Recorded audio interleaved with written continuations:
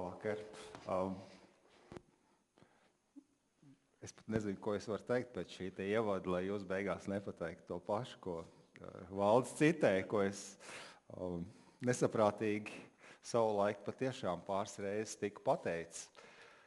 Un es mēģināšu stāstīt par to, ka tā īsti no vienas puses jau nevar neko tur daudz izplānot, to, kas notiks nākotnē. Un, lai tādā pilnīgi bezcerīgā situācijā jūs neatstātu beigās, tad es vienu domu pateikšu. Īsumā sakot ir tā, kā jau virsrakstā. Pārmaiņas nav izdomājams, varbūt tur nav ko daudz domāt, vienkārši jāiet gulēt, jāļaujas un labākā doma, labākais risinājums atnāks pats par sevi. Bet tas nebūs vienkārši tāds stāsti, kas man tagad iešaujās prātā vai ko es domāju, kā tas viss varētu notikt. Aiz visa tā slēpsies zinātnisks pamatojums. Ja, jo citādi man būtu grūti attaisnot to, ka es savulaik to doktora grādu tiešām dabūju, tā kā Valds teica. Bet es sākšu tādu ļoti vienkāršu jautājumu. Ja es jums tagad pavaicāju, ko jūs vēlatos pēc 15 gadiem? Tā pasakiet vienkārši, kas pirmais nāk prātā. Ja nav tā ļoti asociāli vai devianti, bet... Mieru, labi, jā. Veselība, ļoti labi, jā. Harmonija, brīnišķīgi. Ko jūs gribat pēc 3 gadiem? Bet ja mēs uztaisītu tādu kārtīgu eksperimentu, kā tā ir psiholoģijā, sociālā psiholoģijā, kāpēc nejaušības princips sadala 2 grupās, tad vienai grupai, ja es vaicātu, ko jūs gribat pēc 15 gadiem, otrai grupai, ko jūs gribat pēc 3 gadiem, tad atbildes atšķirtos. Pēc 15 gadiem tas būtu kaut kas ļoti abstrakts, un cilvēki pateiktu vienkārši pārtikušu dzīvi, piemēram, harmoniju, veselību. Bet pēc 3 gadiem tur atbildes būtu daudz konkrētākas. Ko vajadzētu? Normālu autiņu, man teiktu autiņš, māja un varbūt vēl baseinu. Ja? Tas var būt ļoti labi. Stāsts ir par to, ka mums ir grūti plānot. Mēs tā īsti nezinām, cik detalizēti mums vajadzētu domāt. Un pat ja mēs cenšamies ļoti precīzi, detalizēti, sīki visu izplānot, rodas virkne problēmām, jo mēs nespējam visu prognozēt. Ja? Mēs it kā to nākotni ieceram tādās abstraktās kategorijās, abstraktā veidolā, bet, kad viņi pienāk, viņi ir atšķirīgi. Jo mēs vienkārši nezinām to, kas pēc kāda laika būs. Tas ir pirmais punkts, kāpēc ir grūti kaut ko prognozēt, kaut ko plānot attiecībā uz nākotni. Un tagad es tā rupjāks palikšu, zinātniskāku terminoloģiju sākšu izmantot. Bet pirms es viņu sāku izmantot, es jums uzdošu vienu konkrētu jautājumu. Kas ir lielāks risks cilvēku dzīvībai? Haizivs vai zibens? Haizivs nokodīs vai zibens nospers? Pak. Tu uzreiz, tu jau tā. Tu jau esi sabojāts, Valdi. Bet pasaulē kopumā ņemot? Haizivs. Tik un tā zibens. Lielākā daļa cilvēku teiks, ka haizivs vai haizivis. Ja? Lai gan statistikas dati saka kaut ko citu, kopš vispār tādi negadījumi ar haiziviem tiek uzskaitīti, ir kādi 350 cilvēki gājuši bojā, tas ir kopš 18. gadsimta sākuma. Ja? Turpretī, ja mēs paņemam pēdējos 50 gadus, ASV, kur ir precīza statistika, tad 25 cilvēki ir gājuši bojā haizivs kodiena rezultātā, turpretī 2000 ir zibens nospērs. Ja? Runa ir par to, ka tā vietā, lai mēs rīkotos kā Valds Melders, kāda ir statistika, mēs negribam sevi apgrūtināt. Mēs kaut ko citu izmantojam par palīgu līdzekli. Un tas palīgu līdzeklis ir tāds prātiņa lineāls. Cik viegli mums kaut kas iešaujas prātā, tik lielā mērā mēs varam domāt, ka notikums būs iespējams ar lielāku varbūtību. Tas ir, ka mums ir jānovērtē kaut kādi riski, izredzes, kaut ko nopelnīt, būt laimīgam, gūt veselību, vienalga. Jo mums vieglāk kaut ko iedomāties, jo šis notikums ir iespējams ar lielāku varbūtību. Patiesībā bieži vien tas tā nav, jo masa informācijas līdzekļi strādā pretim. Neviens jau neraksta tur daudz par to zibens spērienu, ja? Bet kad pirms gada Šarmela šeihā dažas haizivs patiešām dažiem cilvēkiem Dažiem pabojāja dzīvi, dažiem beidzas ļoti traģiski, par to ļoti ilgi rakstīja, vairākas nedēļas bija ko rakstīt, bet par zibens spērienu, tur varbūt dažas mazas rindiņas, un tāpēc grūti to iedomāties, grūti atcerēties. Tā ir vēl viena problēma, ka mūsu prāts ir iekārtots tādā veidā, ka mēs it kā asprātīgi, pietiekami atjautīgi tiekam galā ar situāciju, bet tas paņēmiens, tas piegājiens, kur mēs lietojam, viņš nav objektīvi pats labākais. Ja? Tātad nākamā problēma. Kā mums vajadzētu rīkoties? Nekas labāks par 18. gadsimta sākumu matemātiķa Daniela Bernoulli vienādojumu nav izdomāts. Es jums nestāstīšu to vienādojumu, man grūti tā pateikt viņam verbāli, bet ideja ir tāda, ka mums vienkārši ir jāpadomā, kāda ir varbūtība, ar kāds notikums ir iespējams, un mums ir jāpadomā, cik lielā mērā mums tā notikuma rezultāts patiktu. Un tad mums ir vienkārši jāsareizina, un tad mums jāsummē. Ja? Tas tā ļoti vienkārši. Mums tas nepadodas. Ja? Es jums varētu paprasīt, piemēram, tā. Ziniet, rītā ar 40% varbūtību būs laika apstākļi, ka pamatā spiedēs saule, un 60% varbūtība, ka līs lietus. Un tagad izdomājiet, vai jūs gribat ņemt lietussargu līdzi vai nē. Ja? Un tas aprēķins, ja tu neesi normāli trenējies, nemaz nav tik viegls. Ja? Vispār labāk būtu neņemt, bet to tā uzreiz nevar prātā izdomāt. 60 ir vairāk kā 40. Nē, patiesībā stāsts ir garāks. Tur ir jānovērtē, cik lielā mērā tu gribi nonākt pie situācijas, kas spīd saule un tev līdzi ir lietussargs. Tas nav pārāk labi, vai ne? Ja līst lietas un tev līdzi ir lietussargs, tas ir pietiekami jauki. Tātad te arī ir problēma, ka mēs nevaram, datori to var tīri labi izdarīt. 1-2 sarēķina, un tas, ko rāda pēdējo 10-gažu pētījumu psiholoģijā, ka cilvēki labākajā gadījumā informācijas analīzē, apstrādē, var sasniegt kaut kādu mehanizētu lēmumu pieņemšanas algoritmu padarīto, paveikto. Ja, ka īsti labi nesanāk. Tur ir virkne problēmām, es dažām tagad pieskaros. Ja. Ideālā gadījumā mums vajadzētu sekot vienkārši tam Bernoulli vienādojumam. Nekas būtiski labāks nav izdomāts, tur visādas variācijas, bet pamats paliek tas pats. Ko darīt? Racionāli mēs nevaram būt. Un tad reizēm saka, ka vajag izmantot emocijas, to, ko mēs gaidām, kas ar mums notiks. Mums ir 2 izvēles. Vienā gadījumā es jutīšos viduvēji, ļoti remdeni, otrā gadījumā ļoti labi, ko darīt, skaidrs jāizvēlas tas, ko es domāju, kur es jutīšos ļoti labi, ka man būs ļoti daudz pozitīvas emocijas. Bet atkal, kā rāda pētījumi, mēs esam pietiekami neprecīzi. No otras puses sakot, mēs neesam pietiekami precīzi savu emociju prognozē. Mēs domājam, ka emocijas būs intensīvākas un ka tās ilgs daudz ilgāk nekā patiesībā tas notiks. Viens konkrēts piemērs. Viens no maniem mīļākiem pēdējo gadu pētījumiem, gan Amerikā veikts, diemžēl, ne Latvijā, kur cilvēks dabūna vairāk pozitīvu emociju? Braucot ar Ford Focus, braucot ar Honda Accord vai ar 500. sērijas BMW? Jā, Focus, Accord, BMW. Fords, Honda, BMW. Tā laikam labāk būtu teikt. Tā mēs mēram domājam, kādu autiņu pirkt vai ne? To, kur vairāk pozitīvās emocijas varēs gūt vēlāk. Ko jūs sakat?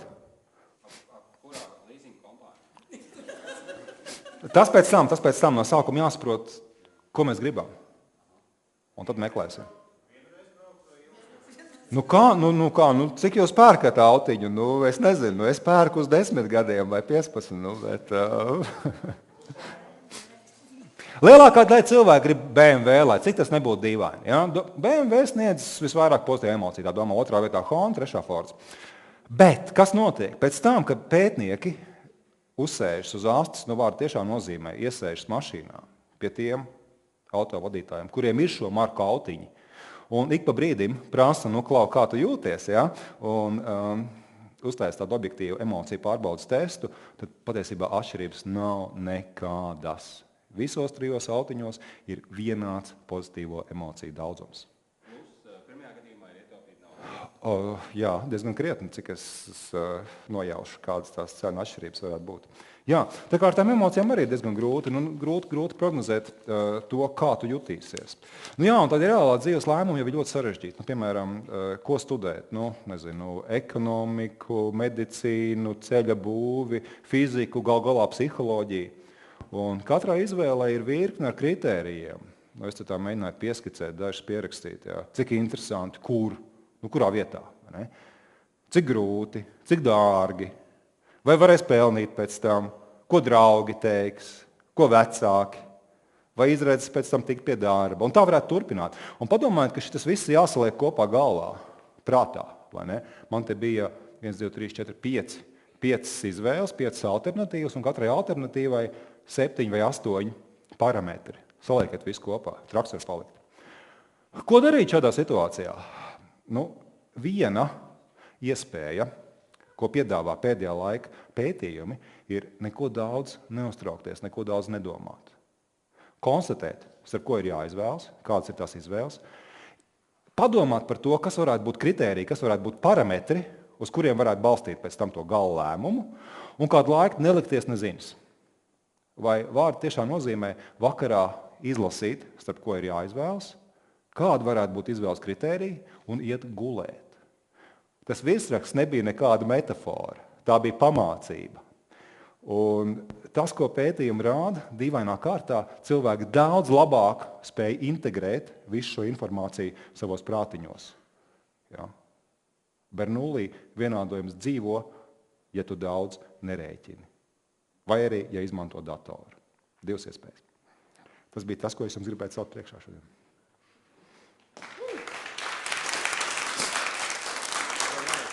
Man tagad šeit jāsēž, ja? Jā. Nu, tagad esi uz soliņa, nopelniem bagāto soliņa. Ivars Austers, cilvēks, kurš regulāri dažādās sarunās sačakarē feelingu. Ja? Tu esi aizsapņojies, tu tā kā cēri uz kaut ko, un tad viņš paņem metodoloģisko pamatu, ja? Uzdod pāris jautājumus, un tu tā kā saproti, ka var iet gulēt. Lūk, bet runājot par to pašu lietusargu. Latvijā Bernoulli tas vienādojums darbojas ļoti vienkārši.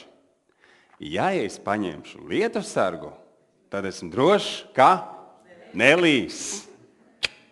Lūk, tāds ir Latvijas variants Bernoulli vienādojumam. Vai tu varētu iztulkot šīs rīcības tādu racionālo pamatojumu izskaidrojumu? Nu jā, protams, maņticība jau rodas visādi nejaušību rezultātā. Zināt, kā labākie pētījumi maņticības jomā ir ar baložiem, ne jau ar cilvēkiem. Nu, teiksim, balodis staigā pa būri, nejauši uzsita knābi pa vienīgo vietu, no kuras birst graudi, jā. Un pēc tam to dara kā traks, pat ja vairāk graudu nebirst. Nu, tas ir kaut kas nejauši notiek, vienreiz nepaņēma līdz lietusargu, līja lietus, un to atcerās gadiem. Nu tā. Aha. Bet tu zini, kas mums ir nākamais runātājs šodien? Es piemirstu, ne? Nē, es zinu visus runātājus. Tiešām es visus zinu, kas būs, bet kārtības neiemācījos no galvas. Labi. Labi. Vai mums ir kāds iesūtīts jautājums? Ir? Nav. Tad lūdzu jautājumu no zāles droši. Jā, par to, ko mēs nu pat runājam. Jums šobrīd ir iespēja iemācīties kaut kādas lietas tomēr tā kā saplānot varbūt, ja? Vai arī tiešām pilnīgi un galīgi atslāpt un nekad vairs nemēģināt to darīt. Lūdzu?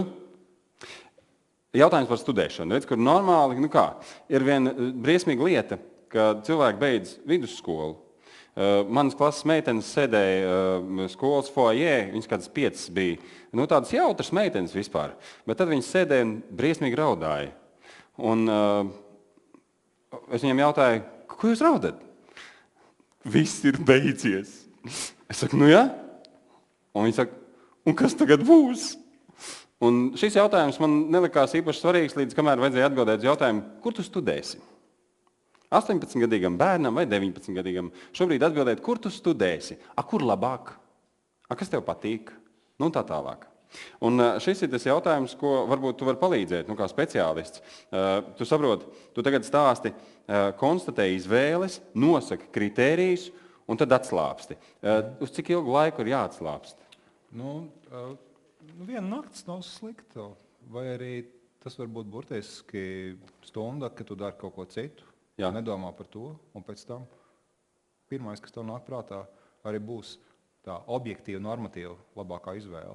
Tas, es saprotu, no tā ir cēlies arī ticējums, ka tā, kā tur bija Mārtiņa, laikam dienas naktī, tur, ko sapnī redzēsi, tas arī tavs brūtgāns. Andrej naktī, paldies. Tad ir jāsaraksta tie visi tie brūtgānu sāraksti, ir jāvajag kritēriji, un tad jāliekās gulēt, ko redzēsi sapnī, tas būs īstais. Tātad šeit ir zinātnisks pamats šim ticējumam. Bet tas nosacījums ir, ka vakarā ir jāpastrādā. Ja vienkārši atnāk sapnī, pats no sevis, tas nav īstais. Var nebūt īstais, liels risks. Labi, varbūt kāds nopietns jautājums jums padomā. Jā, droši. Jā. Redz, kur mums vajadzētu mikrofonu, lai jūs dzird arī internetā. Mikrofonu, lūdzu. Jā. Mēs samulsu. Tā kā datorā var ievadīt formulā tos cipariņus un izrēķināt to vienādojumu, bet cilvēkam, lai izdarītu izvēli, man liekas, viņam vispirms ir sevi jāiepazīst, lai viņš varētu izvērtēt kritērijus un lai viņš nekļūdītos pēc tam, kad jau būs nonācis pie rezultāta. Cik svarīga ir tā sevis iepazīšana? Cik svarīga? Jā, un kurā vecumā tu vari uzskatīt, ka tu esi sevi iepazīnis, ja? Jā. Es ceru, ka es 3 gadu laikā daudz maz būšu iepazīnis sevi un tad varēšu tā visu kaut ko darīt. Bet šo jautājumu atbildot, man šķiet, ka ir daži principi jāievēro. Teiksim, visu notikumu kopējā varbūtība nevar būt vairāk kā 100%, piemēram, kur cilvēki bieži vien kļūdās, ja tur saskaita. Viena izvēle, tur 40%, otra 50%, ceturtā 60%, ja, un tur kopā ir vairāk par 100, kas nav iespējams. Ja? Viss kopā var būt 100. Tātad viens brūtgāns, nevis 3.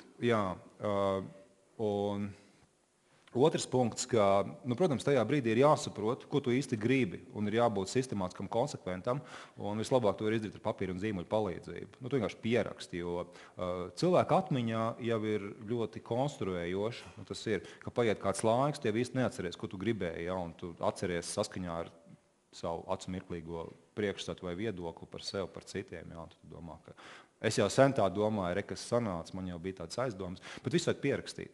Vai otra iespēja, ja grib tā ļoti zinātniski, tad patiešām kādu laiku krāt visus datus un uzbūvēt matemātisko modeli. Tas ir tas, kā, piemēram, apdrošinātāji pelna naudu. Viņiem neinteresē nekādas cēloņu sakarības, viņiem interesē, kas var prognozēt, kas spēj pamanīt tos cilvēkus, kuri ar lielāku varbūtību nonāks riskantās situācijās, kas man maksā zināmas naudas summas, ja, un viņi ļoti sekmīgi izmanto šos modeļus. Vislabāk droši vien no visiem. Un tagad ārsti arī ir iemācījušies tīri labi to darīt, un citi arī cenšas sekot apdrošinātājiem. Kā ir ar mēģinājumu kļūdu metodu? Tātad darīs viss pēc kārtas, un tad jau beigās redzēs, kas labāk. Viņi ir laikietilpīgi. Protams, reizēm, ja mēs tā mācāmies, un paradoxālā kārtā no kļūdām var iemācīties vairāk nekā no pozitīva rezultāta, no pozitīva iznākuma. Mums tas nepatīk, bet no otras puses savādāk īsti neko nevar, neko jaunu nevar iemācīties, kamēr tu nekļūdies. Tas ļoti triviāls piemērs par visu, kas notiek uzņēmēju darbībā augšupejošas ekonomikas situācijā. Visiem viss iet no rokas. Tev nav jābūt sevišķi ne attapīgam, ne gudram, ne kam, bet tajā brīdī, kad ir kaut kādas problēmas, tad tu vai iemācies un kļūst to spēcīgāks, vai vispār izlido ārā no vidas, no situācijas. Un ar tu kaut ko iemācies. Tu sāks nākamreiz, tu būsi daudz gudrāks, tu būsi daudz spēcīgāks, un tu saproti, ka šitādā veidā tās problēmas nevar atrisināt. Ja? Riska kultūra, citiem vārdiem sakot, tā kā Silīcija ielējā, vai ne? Normāli, tu mācies, visu laiku riskē. Iegūst negatīvu atgriezienisko saiti, pārsreiz bankrotē, un tad kļūst par Bill Gatesu vai ko tur, kuro reizi. Pēdējais jautājums, lūdzu. Labi, tad man jāsaka paldies, Ivars Alsters. Aplausi.